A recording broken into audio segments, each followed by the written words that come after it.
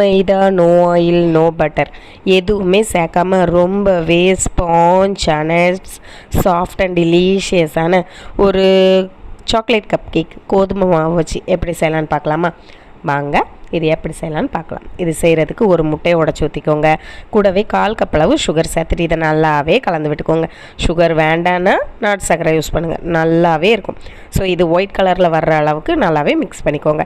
இந்த டைமில் 1 டீஸ்பூன் அளவுக்கு வெனிலா எசன்ஸ், கூடவே 1/2 கப் அளவுக்கு காய்ச்சி ஆற வச்ச பால், கூடவே 1/4 கப் அளவுக்கு கண்டன்ஸ் மில்க். ஸோ இது எல்லாமே சேர்த்துட்டு இதையும் நல்லாவே கலந்து விட்டுக்கிடணும். கண்டன்ஸ் மில்க் ரொம்பவே திக்காக இருக்கும். ஸோ அது நல்லாவே கரைஞ்சி போகிற அளவுக்கு 2 நிமிஷம் எடுத்துக்கோங்க. நல்லாவே மிக்ஸ் பண்ணி விட்டுக்கோங்க. இது கூடவே 1/4 கப் அளவு கொக்கோ பவுடர், கூடவே 1 கப் அளவுக்கு அதாவது கோதுமை, 1/2 டீஸ்பூன் அளவுக்கு பேக்கிங் சோடா, 1 டீஸ்பூன் அளவுக்கு பேக்கிங் பவுடர் எல்லாமே சேர்த்துட்டு நல்லாவே கலந்துக்கோங்க. கோதுமை மாவு தான், மைதா கிடையாது. ஸோ எல்லாமே சேர்த்துட்டு இதை நல்லாவே மிக்ஸ் பண்ணி விட்டுக்கோங்க. கட்டிகள் இருந்தால் கேக் ஒழுங்காக வராது. ஸோ கட்டிகள் இல்லாமல் சூப்பராக கலந்து விட்டுக்கோங்க. பாருங்கள், இந்தளவு கலந்ததுக்கு அப்புறமேட்டு 1/4 கப் அளவு காய்ச்சின பால் தான் எடுத்திருக்கேன். ஸோ அதை கொஞ்சம் கொஞ்சமாக சேர்த்துட்டு கேக் மாவு பதத்துக்கு கொண்டு வரணும்.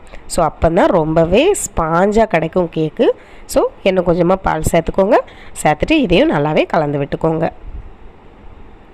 நான் இன்றைக்கி ஓவனில் தான் செய்ய போகிறேன். ஸோ 180 டிகிரிக்கு நான் ப்ரீஹீட் பண்ணிட்டேன். ஸோ இப்போ பாருங்கள், நம்ம மாவு ரெடி ஆகிட்டு இது கூடவே நான் ட்ரை நட்ஸ் எடுத்திருக்கேன். கொஞ்சமாக பாதாம், கொஞ்சமாக முந்திரி பருப்பு.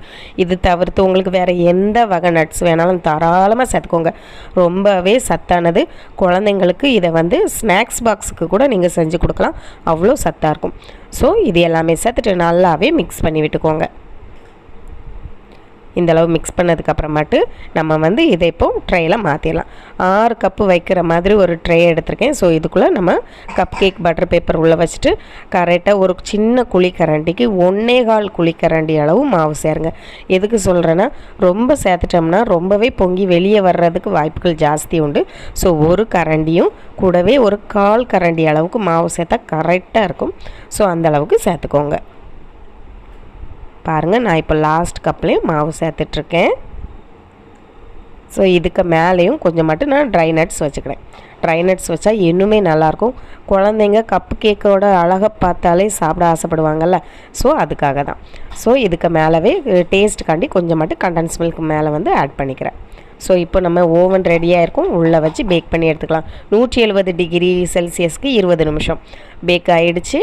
ஸோ நம்ம கேக்கு ரெடி ஆகிடுச்சு. அவ்வளோதான். இப்போ இதை வெளியே எடுத்துடலாம். குத்தி பாருங்கள், கொஞ்சம் கூட ஒட்டாமல் வரணும். இதுதான் கரெக்டான பக்குவம். ஸோ இது நல்லா ஆற விட்டுட்டு வெளியே எடுத்துக்கலாம்.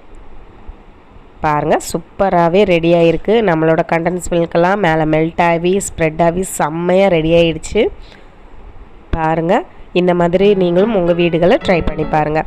ரொம்பவே டேஸ்ட்டாக இருக்கும். நம்ம மைதா சேர்க்கலை, ரொம்ப சுகர் சேர்க்கலை, அளவாக தான் எல்லாமே சேர்த்துருக்கோம். ஸோ ரொம்ப டேஸ்ட் அண்ட் டெலிஷியஸாக இருக்கும். கண்டிப்பாக ட்ரை பண்ணுங்கள். நாகர்கோயில் குக்கிங்க்கு லைக் பண்ணுங்கள், ஷேர் பண்ணுங்கள், சப்ஸ்கிரைப் பண்ணுங்கள். தேங்க்யூ.